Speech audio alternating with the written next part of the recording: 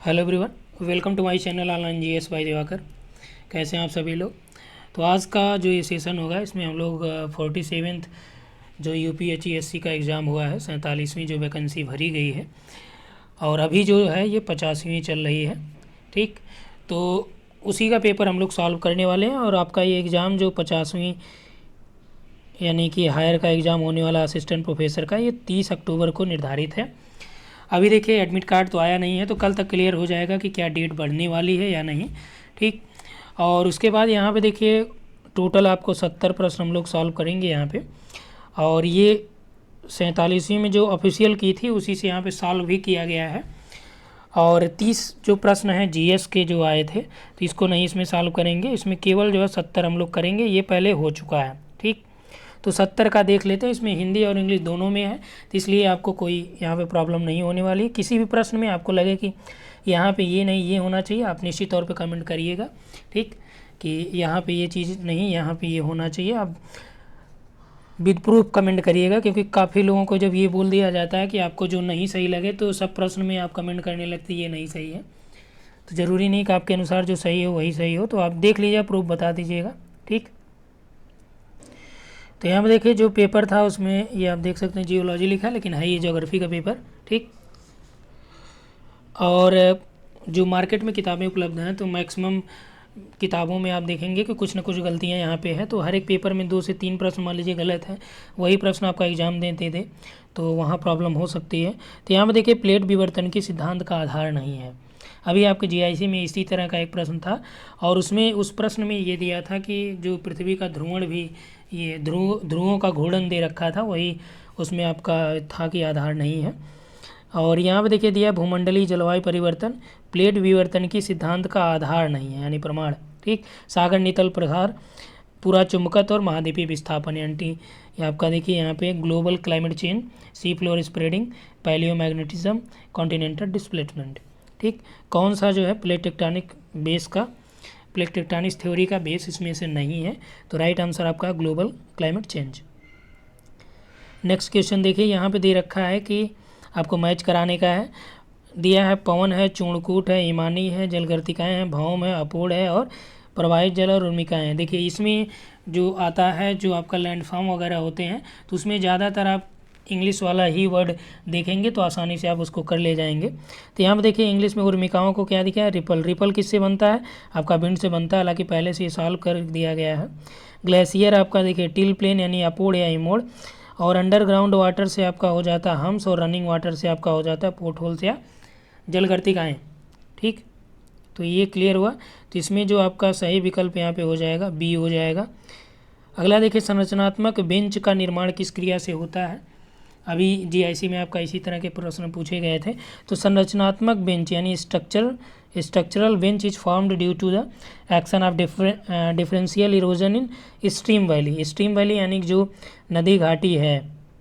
ठीक, तो नदी घाटी में जो अपर्दन के विभिन्न रूप हैं या विभिन्नात्मक अपर्दन जो देखा जाता है, अलग अलग स्ट्रक्चर पे अलग अलग अपर्दन देखा जाता है। जैसे मान लीजिए ये हार्ड रॉक हो गई, ये सॉफ्ट रॉक हो गई, तो हार्ड रॉक कम अपर्दित होगी, सॉफ्ट रॉक मान लीजिए यहाँ पे हो गया, फिर ये हार्ड है, फिर ये सॉफ्ट है, फिर ये हार्ड है। तो यानी एक सोपान, एक सीढ़ी की तरह ये आपका अपर्दन होता है। ठीक, तो ये राइट आंसर इसका हो जाएगा नदी घाटी में विभिन्नात्मक अपर्दन यानी कि differential erosion in stream valley. Next question देखिए हिमालय में मुख्य सीमांत भ्रंश। देखिए यहाँ पे प्रश्न क्या दिया है, मेन बाउंड्री फॉल्ट। ठीक, नॉट मेन सेंट्रल थ्रस्ट। ठीक, तो मुख्य सीमांत भ्रंश या main boundary fault of the Himalaya is located between Shivalik एवं लघु, महान एवं ट्रांस, लघु एवं महान। तो इसमें देखिए जो मेन बाउंड्री यानी एमबीटी यदि आपसे पूछे तो एमबीटी कहाँ है, लोअर में है। देखिए हिमालय की 3 जो आप जानते हैं कि क्षैतिज रूप में इसका विभाजन जब किया जाता है, सबसे ऊपर यहाँ पे महान हो गया, फिर मध्य हो गया, फिर लघु हो गया। 3 दोनों के बीच में क्या हो जाएगा, ये एमबीटी यानी ये आपका शिवालिक हिमालय है, ये लघु है या मध्य है, ये आपका महान या ग्रेटर हिमालय है। तो यहाँ पे आपका एमबीटी हो जाता है, यहाँ पे आपका क्या होता है, एमसीटी होता है, मेन सेंट्रल थ्रस्ट, मुख्य केंद्रीय क्षेप या भ्रंश। ठीक, तो जब एमसीटी देता है यानी कि यहाँ पे देखिए क्या लिखा है आपका, यहाँ पे इसने ये लिख रखा है मेन बाउंड्री फॉल्ट, तो मेन बाउंड्री फॉल्ट शिवालिक एवं लघु हिमालय के बीच है। निम्न मरुस्थलों में से कौन सा विशालतम मरुस्थल है? ठीक, ऑस्ट्रेलियन है, गोबी है, कालाहारी, अटाकामा। तो जो क्षेत्रफल की दृष्टि से देखा जाए तो सबसे ज़्यादा जो बड़ा है वो आपका ऑस्ट्रेलियाई है। ठीक, और सर्वाधिक सूखा मरुस्थल भी इसे माना जाता है। लेकिन यदि विकल्प में आपका सहारा होता तो सबसे बड़ा कौन सा होता? सहारा है। ठीक, क्योंकि बहुत बार प्रश्न आपका सहारा से दे रखा है, इसलिए सहारा सब लोग जानते भी हैं। अगला देखिए, ऋतु क्षरण के कारण, ऋतु क्षरण के प्रकार एवं उसकी दर को कौन प्रभावित नहीं करता है? ऋतु क्षरण यानी कि अपक्षयण। ठीक, यहाँ देखिए following factor affecting the type of rate of weathering. ठीक, अब देखिए यहाँ पे यही ऋतु क्षरण, यदि आप अक्षय देता तो आसानी से आप समझ जाते, ऋतु क्षरण दिया है, जबकि इंग्लिश में क्या है? वेदरिंग है। तो इरोजन और वेदरिंग में दो जो अंतर होते हैं आप लोग ये जानते हैं कि इरोजन का मतलब होता है जो चट्टानें हैं, ठीक, वो अपर्दित होकर यानी कि उसमें टूट फूट होकर वो अपना स्थान त्याग देती हैं। ठीक, जबकि अपक्षय में क्या होता है? ये अपने ही स्थान पे रहती हैं, लेकिन इनमें टूट फूट हो जाता है ताप दाब वर्षा आदि के कारणों की वजह से। ठीक, तो यहाँ पे देखिए वेदरिंग के प्रकार, तो हिमानी से वेदरिंग के, ये देखिए वेदरिंग के प्रकार और दर को कौन प्रभावित नहीं किया? हिमानी जो है अपक्षय की दर और उसके प्रकारों को प्रभावित करती है, तो नहीं। जलवायु भी करता है, वनस्पति आवरण भी करता है, चट्टानों की संरचना भी है और उच्चावच भी है। तो इसमें राइट आंसर देखिए 2, 3, 4 और 5 यानी विकल्प आपका बी सही उत्तर हो जाएगा। चलिए नेक्स्ट है, इसमें निम्नलिखित में से किस क्रियाकलापों के कारण पेडेस्टल सेलों का निर्माण होता है? पेडेस्टल सेल यानी कि आप मशरूम राख समझ सकते हैं इसको, या फिर कुर्सी नुमा जो चट्टानें होती हैं उसको, इसके बारे में जान सकते हैं। तो इसमें कह रहा है कि किस क्रियाकलाप के कारण जो पेडेस्टल सेलों का निर्माण होता है, यानी पेडेस्टल रॉक का निर्माण होता है? रिवर, अंडरग्राउंड वाटर, सी इरोजन या फिर विंड। ठीक, तो जो आपका यहाँ पे पेडेस्टल,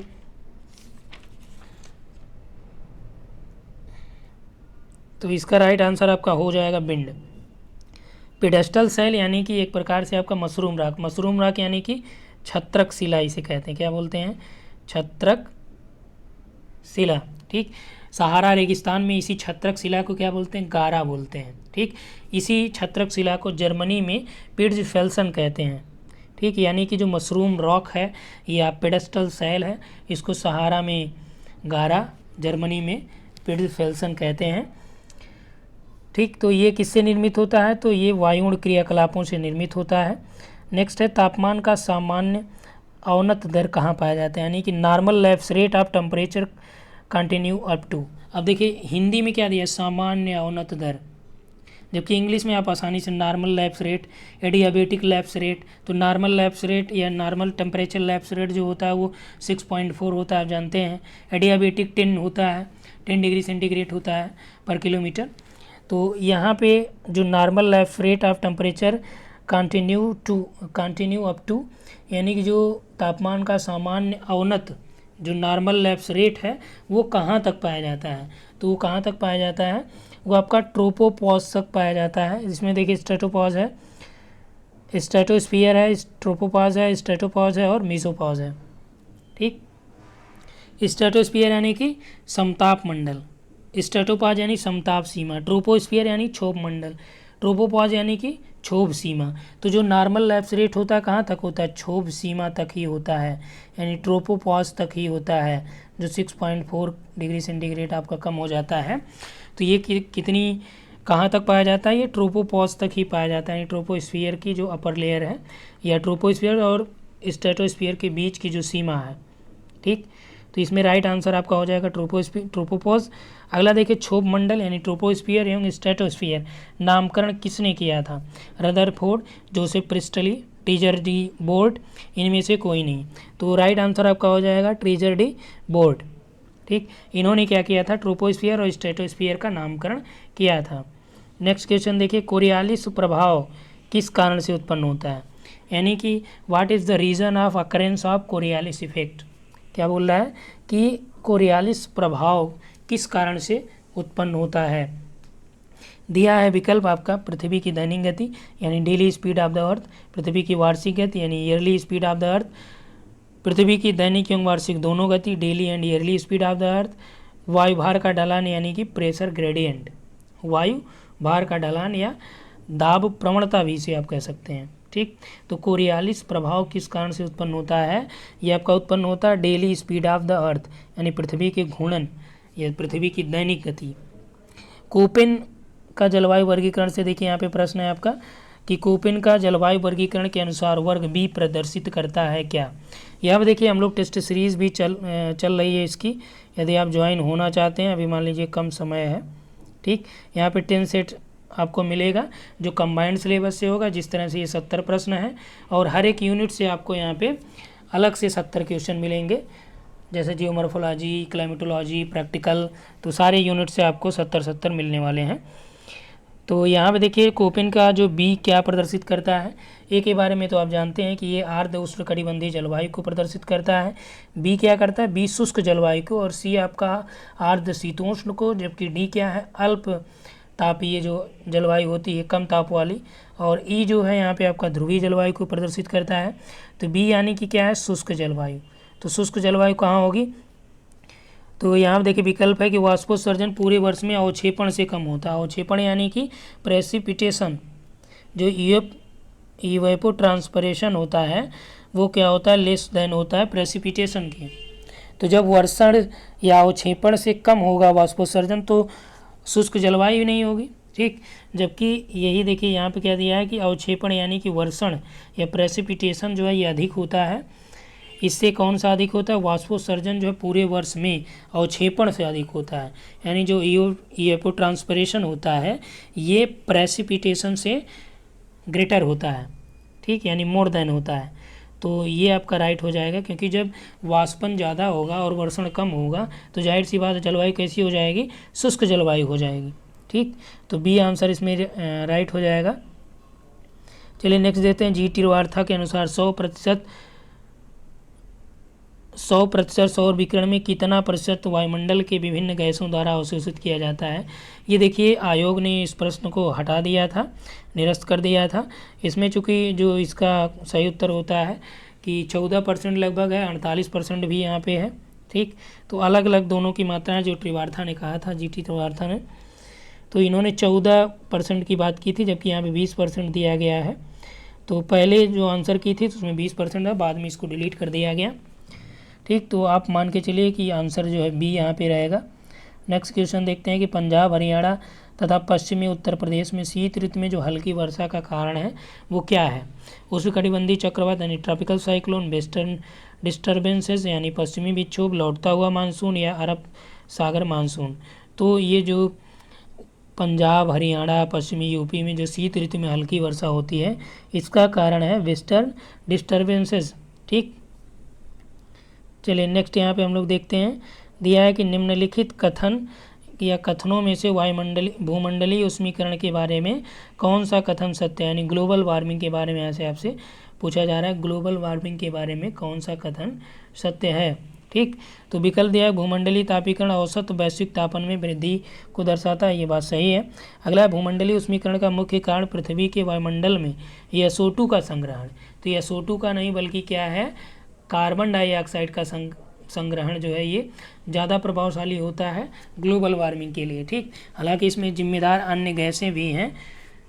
तो इसका जो राइट आंसर हो जाएगा ये हो जाएगा, ये वाला सही है, ये रॉन्ग है, यानी केवल एक।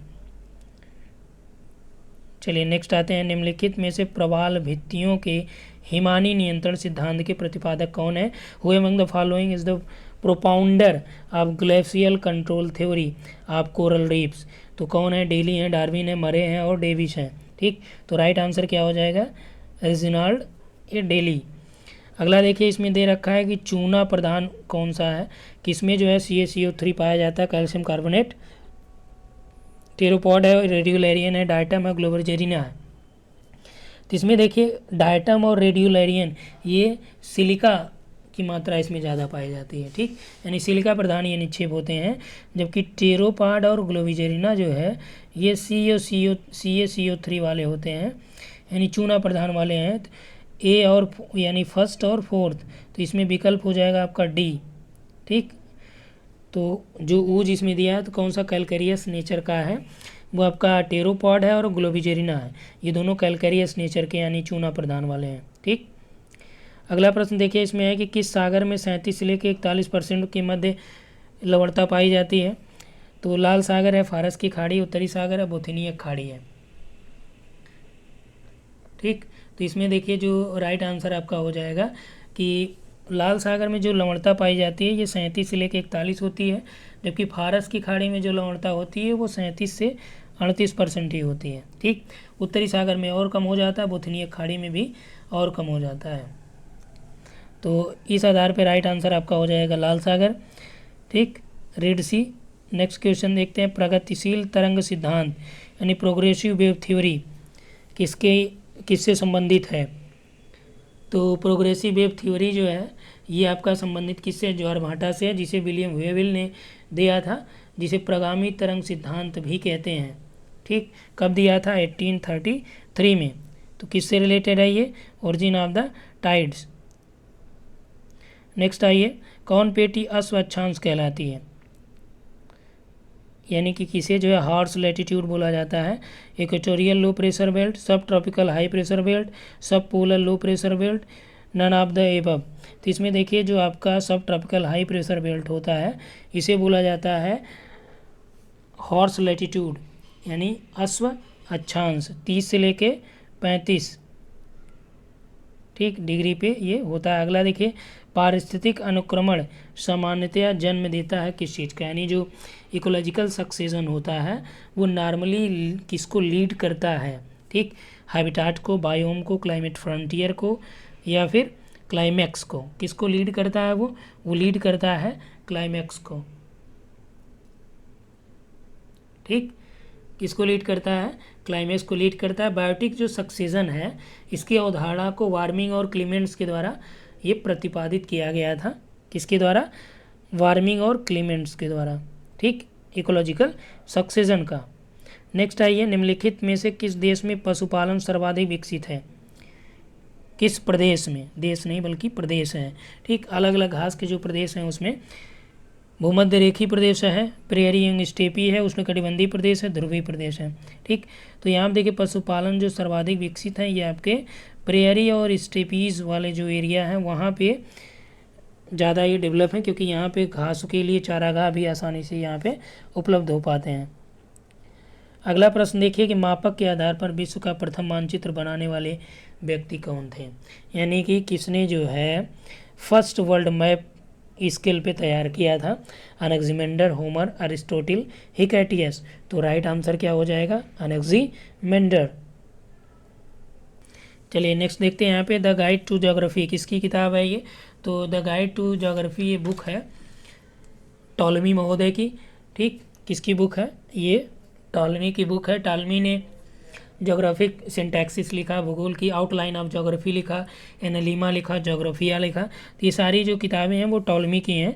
अब आप यहाँ से एक काम और किया करिए, जैसे हमबोल्ट हो गए, हेरोडोटस हैं, रिटर हैं, इन सब की किताबों को भी आप देख लिया करिए। ठीक, तो इसको देखने से क्या होगा कि मान लीजिए ये जो विकल्प हो गए, तो जो पेपर सॉल्व करने की सार्थकता आपको तभी मिल पाएगी जब आप दिए गए विकल्पों को भी आप अपने अकॉर्डिंग करें। ठीक, क्योंकि हम लोग यहाँ पे मान लीजिए आपको हमबोल्ट, हेरोडोटस, रिटर, इतना बहुत ज़्यादा लंबा वीडियो हो जाएगा, तो ये आप लोग खुद जो है यहाँ से रिटर की कौन सी है, हमबोल्ट की, हेरोडोटस की, तो यहाँ से करेंगे तो आसानी से कि हेरोडोटस, हमबोल्ट और रिटर, यहाँ से 1-2 प्रश्न आपके रहते हैं कि कोई भी एग्जाम आप दीजिए ज्योग्राफी से रिलेटेड जो हो।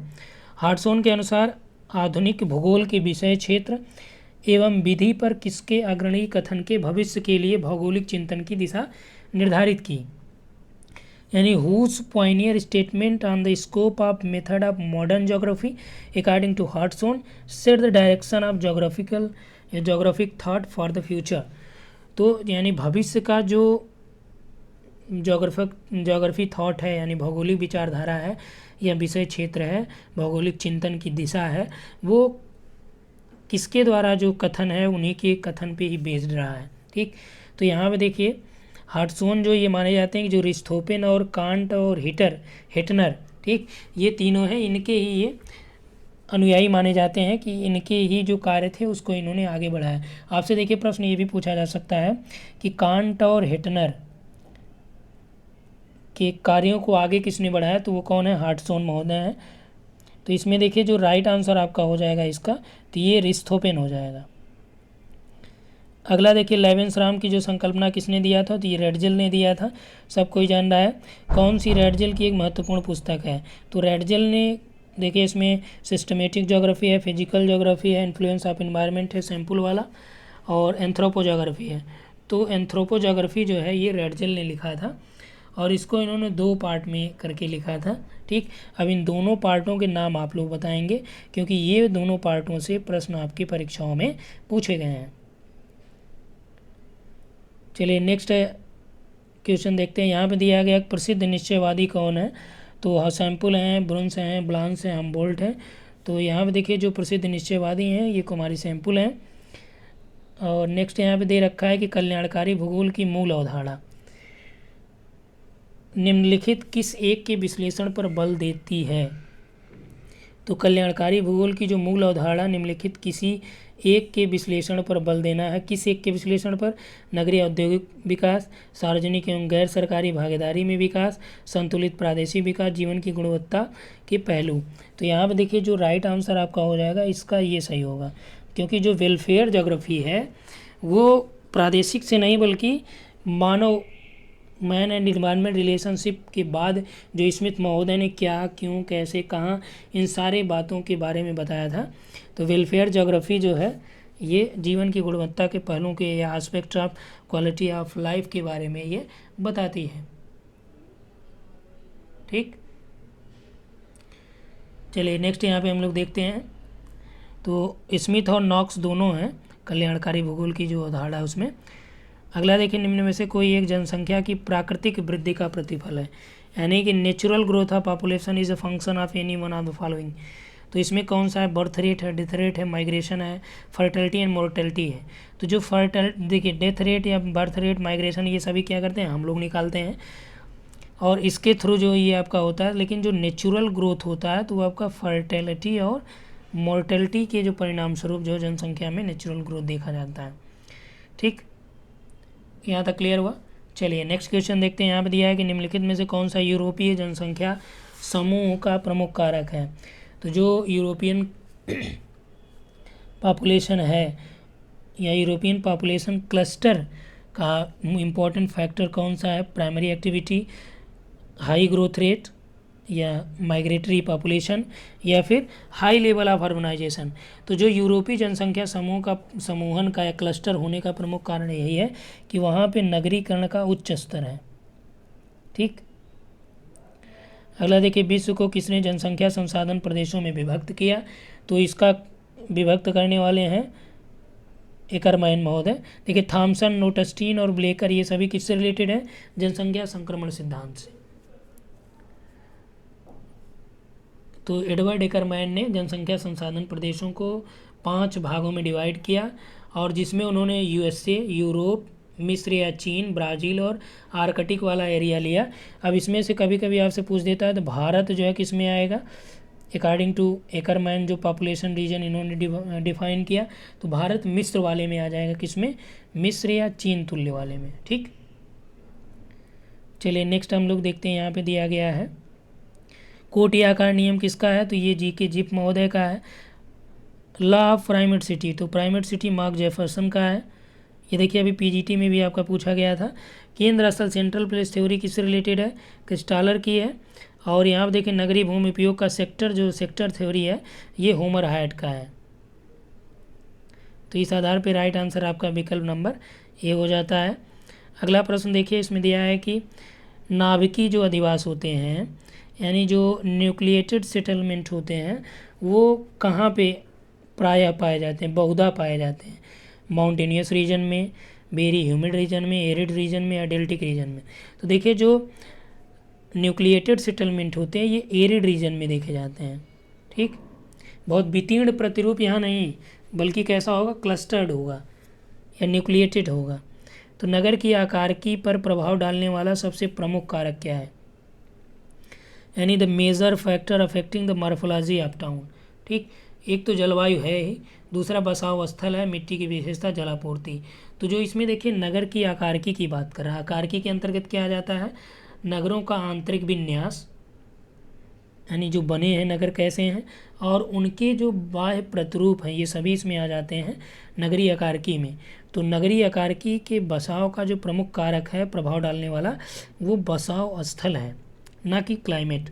यदि यहीं पे आकारिकी की बात न करता, केवल अधिवास पर प्रभाव डालने वाला प्रमुख कारक है, तब यह बसाव स्थल पर प्रमुख कारक कौन सा है जो प्रभाव डालता है, तो वो तब क्लाइमेट हो जाता है।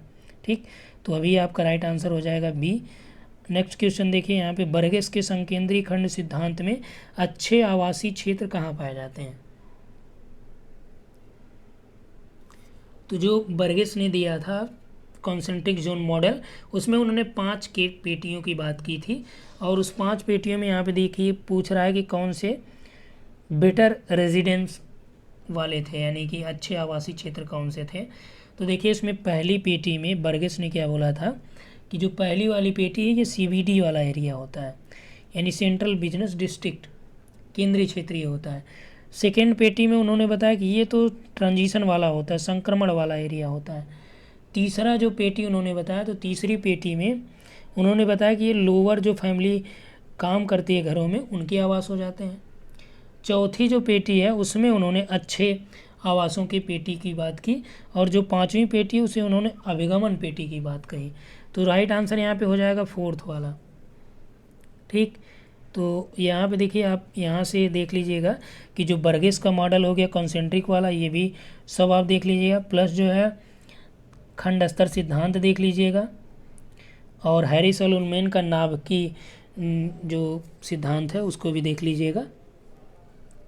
तो तीनों मॉडल देख लेंगे तो एक प्रश्न वहाँ से आप यहाँ से पा जाएंगे। अगला देखिए, अधिवासों के मध्य अलगाव बिंदु के सीमांकन हेतु फुटकर व्यापार सिद्धांत निम्नलिखित में से किसके द्वारा? देखिए अलगाव बिंदु का जो नियम दिया था ये PD कन्वर्क्स ने दिया था, लेकिन यहाँ पे फुटकर नियम की बात कर रहा है।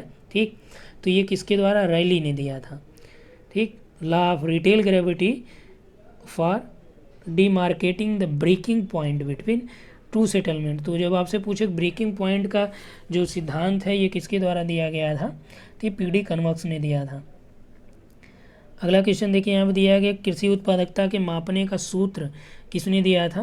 तो ये साफी महोदय हैं। ठीक, इन्होंने एक कृषि उत्पादकता को मापने का सूत्र दिया था, जो केंडाल का जो कोटि पदानुक्रम गुणांक है या गुणांक विधि है उसी का इन्होंने यूज किया था, और ये मोहम्मद साफ़ी ने अवध क्षेत्र में इनका रिसर्च माना जाता है, यानी UP वाले एरिया में इन्होंने एग्रीकल्चर प्रोडक्टिविटी को निर्धारित किया था।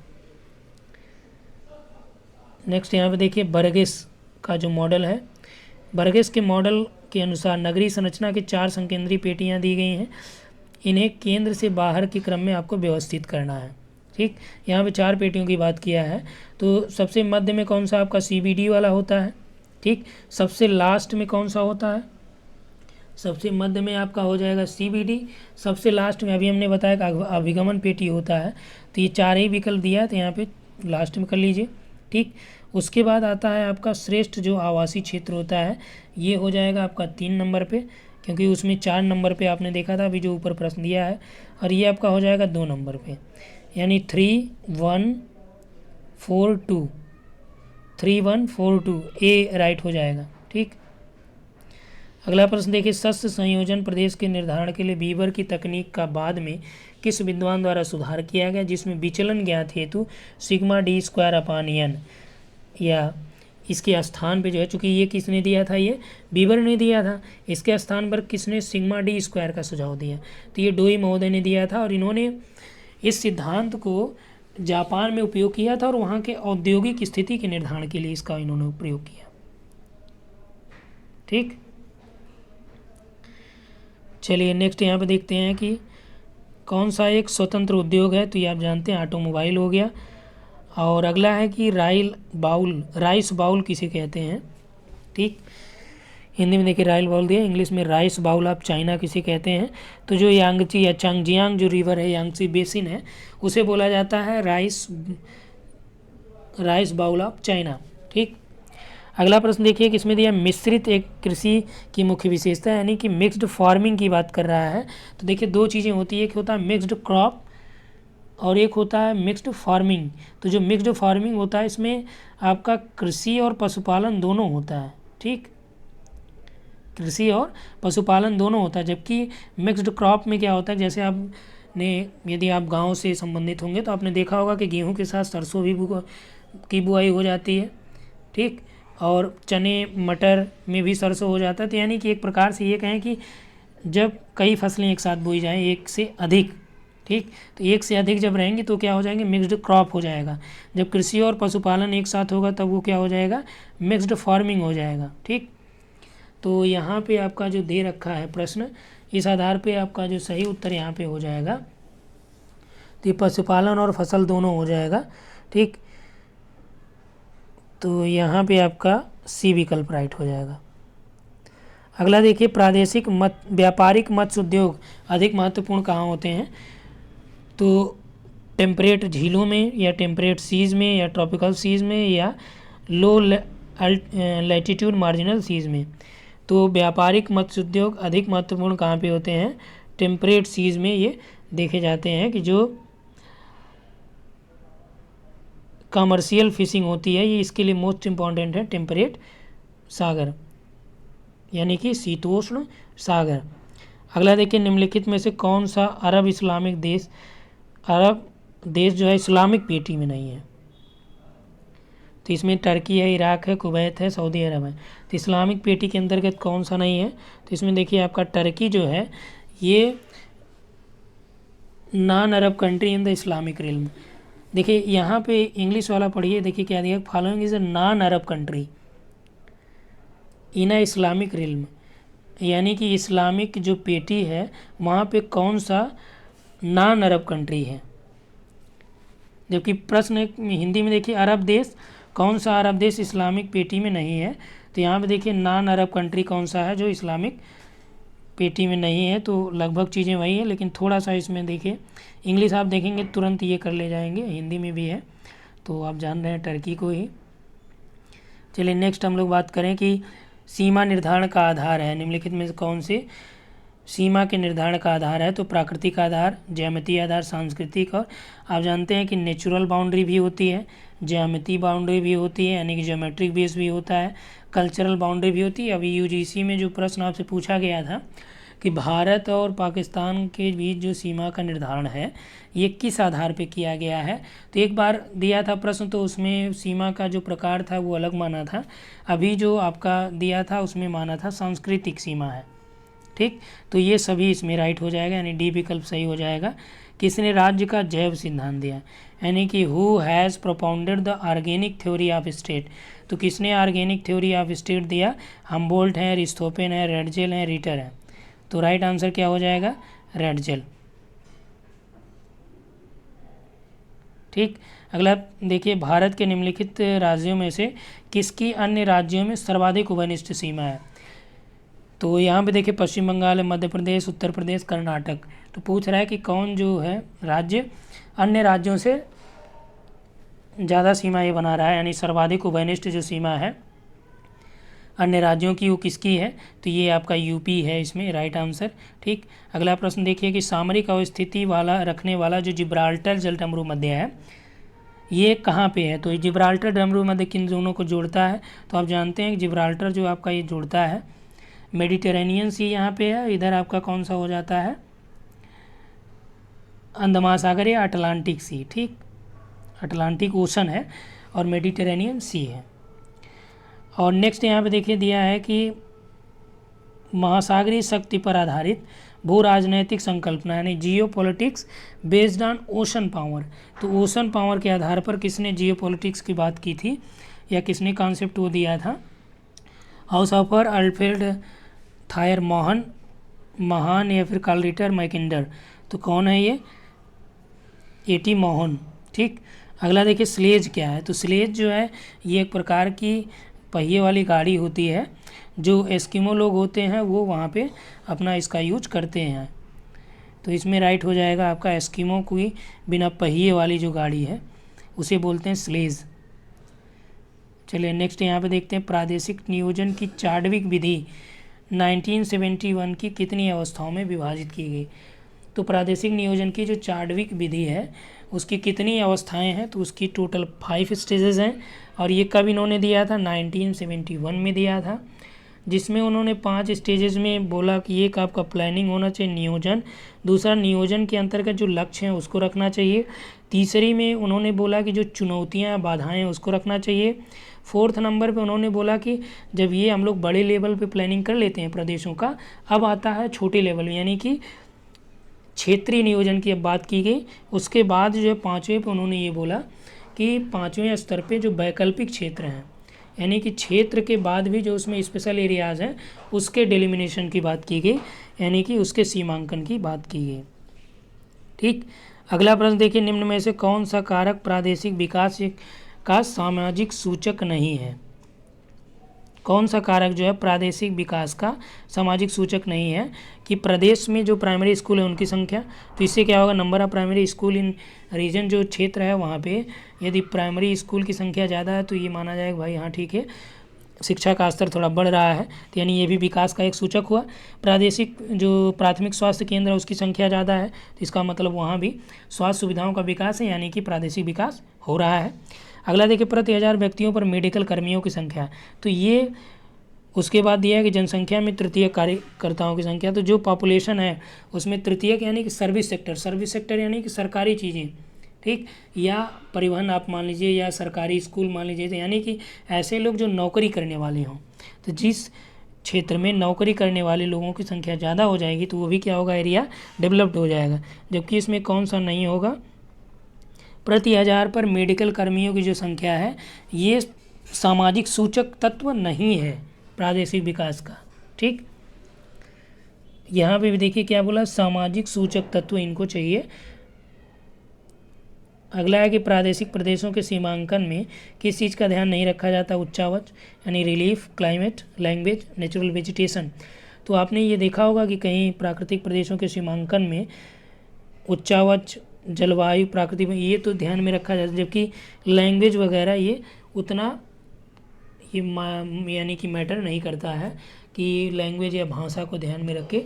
तो जो प्राकृतिक, यहाँ पे देखिए ये भी ध्यान रखिएगा, नेचुरल रीजन की बात किया है, ठीक, यानी जब प्राकृतिक प्रदेश आ जाए वहाँ भाषा का कोई महत्व नहीं होता है, क्योंकि भाषाई आधार पर कई क्षेत्रों का विभाजन हुआ है, ऐसा नहीं है कि भाषाई आधार पर नहीं हुआ है, लेकिन यहाँ पे बात ये कर रहा है कि नेचुरल रीजन के डेलिमिनेशन की बात कर रहा है, डेलिमिटेशन की बात कर रहा है। ठीक, अगला है काउंटर मैग्नेट, प्रतिचुंबकत्व की अवधारणा किससे संबंधित है, पश्चिमी घाट से, दक्षिण पूर्वी संसाधन प्रदेश से, रायलसीमा योजना से, या राष्ट्रीय राजधानी प्रदेश योजना से, किससे रिलेटेड है, तो इसमें डी हो जाएगा right, national capital region plan से ये रिलेटेड है। ठीक, अगला देखिए, भारत में विकास खंड स्तर पर एकीकृत ग्रामीण विकास कार्यक्रम किस वर्ष में प्रारंभ हुआ, तो इंटीग्रेटेड रूरल डेवलपमेंट प्रोग्राम यानी IRDP on development block level was launched in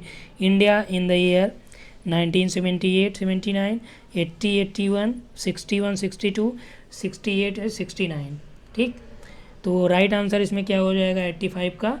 तो इसमें देखिए 1978 से 1981 में एकीकृत ग्रामीण विकास कार्यक्रम यानी IRDP, यानी इससे आपको क्या समझ आया कि जो रीजनल प्लानिंग में हम लोग इंडिया लेवल की जो प्लानिंग, जैसे पहाड़ी विकास कार्यक्रम, समन्वित विकास कार्यक्रम, IRDP इंटीग्रेटेड डेवलपमेंट प्रोग्राम जो है यही समन्वित विकास कार्यक्रम या ग्रामीण विकास कार्यक्रम, सामुदायिक विकास कार्यक्रम, इन सभी चीज़ों पे आपको फोकस करके चलना पड़ेगा। ठीक, और यहाँ पर देखिए बात जो किया है क्या कि भारत में विकास खंड स्तर पर ब्लॉक लेवल पे पूछ रहा है। ठीक, प्रश्न अगला प्रश्न है कि माउंट आबू निम्नलिखित पर्वत श्रृंखलाओं में से किस एक में स्थित है, तो माउंट आबू जो है किस में है, गुरु शिखर में आपका माउंट आबू है, यानी राजस्थान। कर्क रेखा कहाँ से होकर गुजरती है, तो कर्क जो है यहाँ पे आपका त्रिपुरा, राजस्थान, मिजोरम, छत्तीसगढ़ से होकर जाती है, तो राइट आंसर हो गया डी आपका।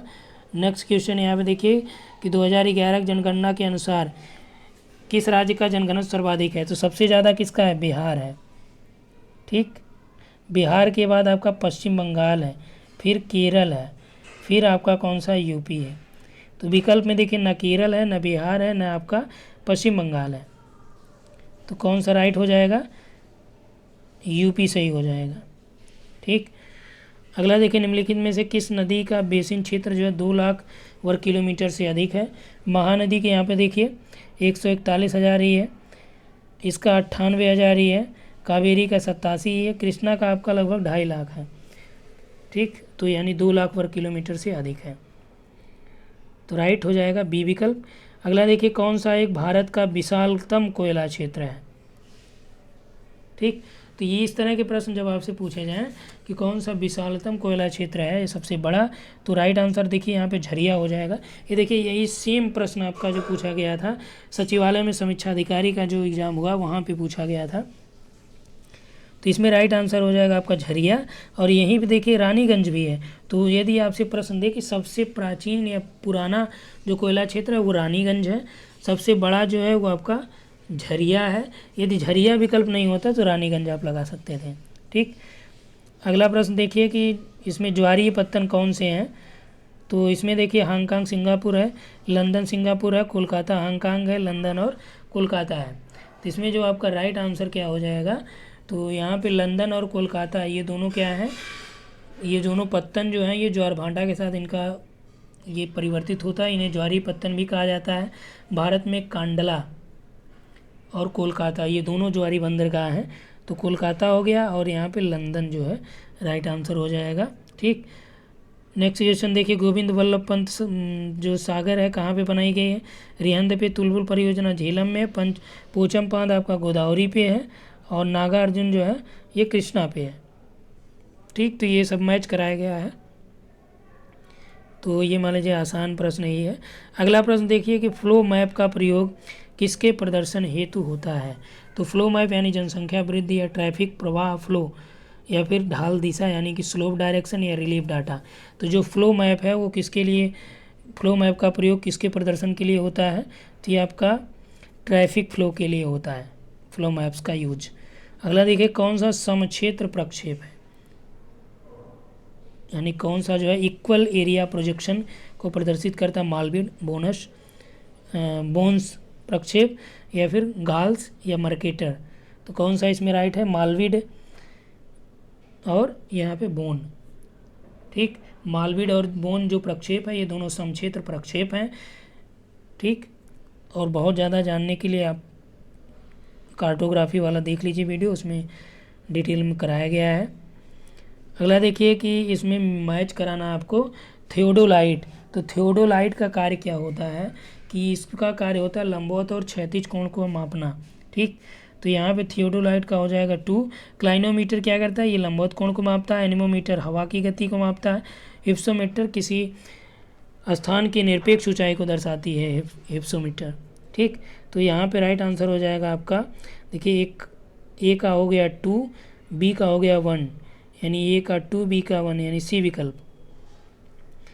अगला देखिए, 33 किलोमीटर समुद्र तटीय रेखा को स्थलाकृतिक मानचित्र में 13.20 सेंटीमीटर द्वारा प्रदर्शित किया जाता है। मानचित्र की उपलक्ष्य भिन्न निम्नलिखित में से, उपलक्ष्य भिन्न यानी कि RF, representative fraction of the map. तो आरएफ जो होता है ये इसका बराबर होता है कि जो मैप पर दूरी दी गई है वो डिवाइड बाई जो एक्चुअल में यानी धरातल की दूरी है। ठीक, उससे जब आप भाग देंगे तो ये आपका हो जाएगा आरएफ। तो यहाँ पर देखिए हमारा क्या दे रखा है, ये 13.20 सेंटीमीटर दे रखा है, और यहीं जो आपका समुद्र तटीय रेखा की बात किया है तो ये 33 किलोमीटर है। ठीक, अब यहीं पे आपको क्या करना है कि 33 किलोमीटर को मीटर में कन्वर्ट कर लेना है। ठीक, 33 किलोमीटर को मीटर में आप देखिए एक इकाई में जब कन्वर्ट किया जाता है तब यहाँ पे आपका उत्तर सही होगा। और इसी तरह से जो ये सेंटीमीटर इसको मीटर में करेंगे तो ये हो जाएगा 0.132 मीटर, क्योंकि एक मीटर में 100 सेंटीमीटर होते हैं, तो इसमें 100 से भाग दे दीजिए। वहीं देखिए इसमें 33 किलोमीटर, इसको मीटर में करेंगे तो ये 33,000 हो जाएगा। ठीक, तो अब यहाँ पे आपको क्या मिला, देखिए आरएफ बराबर आपको क्या मिला, इसको थोड़ा सा और जूम कर देते हैं। ठीक, तो यहाँ पे देखिए आरएफ बराबर आपका हो गया कि 0.132 डिवाइड बाई 33,000।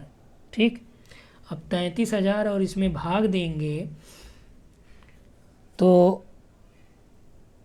ये मान लीजिए 3 हो जाता है, 3 जीरो बढ़ जाएगा, दशमलव कटेगा, तो ये भाग देने पा जाएगा 0.000004, यानी कि यहाँ पे कितना 3 3 6 2 8 और ये 3 है, तो इसमें जब आप भाग देंगे तो इतना आ जाएगा। और इसको हम लोग निकटतम मान के रूप में इस तरह लिख सकते हैं, पॉइंट कट जाएगा 1 हो जाएगा, 1 2 3 4 5 6 जीरो यहाँ बढ़ा लीजिए, प्लस 4 है, 7 जीरो हो जाएगा। ये देखिए 4 25 सही हम 100 हो गया, ये 25,000 हो जाए, 25,000 नहीं 2,50,000 हो जाएगा। ठीक, तो इस हिसाब से यहाँ पे आपका जो हो जाएगा 1 जीरो और हो जाएगा, 6 जीरो होगा टोटल, क्योंकि यहाँ पे देखिए 3 3 6 1 7। तो यहाँ पे आपका जो राइट विकल्प हो जाएगा। तो आरएफ जब भी आपको निकालना है, क्योंकि हो सकता है प्रश्न मान लीजिए दे दे, तो आरएफ इसी तरह निकालिए, जो एक इकाई में आपको दोनों कन्वर्ट कर लेना है। ठीक, तो जो यहाँ पे देखिए स्थलाकृतिक मानचित्र पर ये दूरी हो गई, और डिवाइड बाई किससे, जो धरातल पर डिस्टेंस है। बस इसमें कुछ नहीं करना, डायरेक्ट आ जाएगा। अगला देखिए कि आवृत्तियों की एक श्रृंखला के वितरण की प्रकृति सममितीय है, तब निम्नलिखित में कौन सा उत्तर सही है। तो इसमें देखिए दिया गया है जो 97 में कि माध्यिका बराबर 3 बहुलक माइनस 2 माध्य। तो इसमें देखिए जो इसका मोड बराबर होता है 3 मीडियन माइनस 2 मीन। तो इसका मैं आपको डिटेल में करा दिया जाएगा, हालांकि मैंने कराया भी है पहले। समांतर माध्य, गुणोत्तर माध्य, बहुलक, माध्यिका, इन सब पे आपको वीडियोस भी प्रोवाइड कराए गए हैं, तो आप लोग देखिएगा तो मिल जाएगा वहाँ पे। चलिए 98 में देखते हैं कि कौन सा सहसंबंध गुणांक मूल्य संबंध कोटि के साथ सुमेलित नहीं है। ठीक, तो r बराबर +099 यानी कि 0.99, तो ये क्या अति उच्च सहसंबंध दिखा रहा है, तो सही है। बी में देखिए यदि 1 हो जाता है तो क्या हो जाता है, परिपूर्ण हो जाता है। ठीक, एकदम जो सहसंबंध है वो पूर्ण सहसंबंध हो जाता है। यहीं पे 0.50 है पॉजिटिव में, तो 0.50 है तो आपका क्या हो जाएगा, वो मध्यम या साधारण टाइप का सहसंबंध है।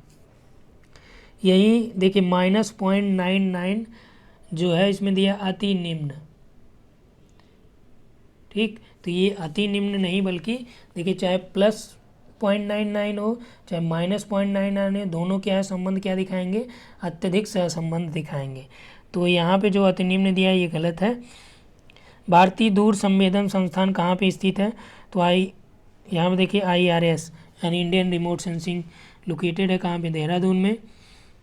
और नेक्स्ट यहाँ पे देखिए लिस्ट 4 संवेदक का स्थानिक रिजोल्यूशन कितना है, यानी स्पेशियल रिजोल्यूशन ऑफ लिस्ट 4, तो इसका जो स्थानिक संवेदन है वो कितना है, 5.8 मीटर है।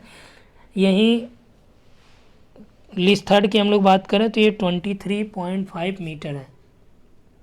और यहीं पे यदि हम लोग लिस्ट 2 की बात करें तो वो लगभग 72 के आसपास है। तो अलग अलग जो सेंसर्स होते हैं उनका रिजोल्यूशन या स्पेशल रिजोल्यूशन जो होता है वो अलग अलग होता है। ठीक, तो यहाँ देखिए हम लोगों ने 2016 का जो हायर का एग्ज़ाम हुआ था उसके टोटल पेपर को सॉल्व कर लिया है। ठीक, फर्स्ट पेपर जो था उसका सॉल्व आप लोगों को पहले ही मिल चुका है। इसके बाद हम लोग सॉल्व करेंगे 2014 का, तो वो सारे सॉल्व आपको मिल जाएंगे। ठीक, और यदि आप ग्रुप में ज्वाइन होना चाहते हैं जो टेस्ट वाला चल रहा है तो इस नंबर पे आप व्हाट्सअप कर दीजिएगा। ठीक, व्हाट्सअप केवल करिएगा तो वहाँ पे आपको डिटेल मिल जाएगा।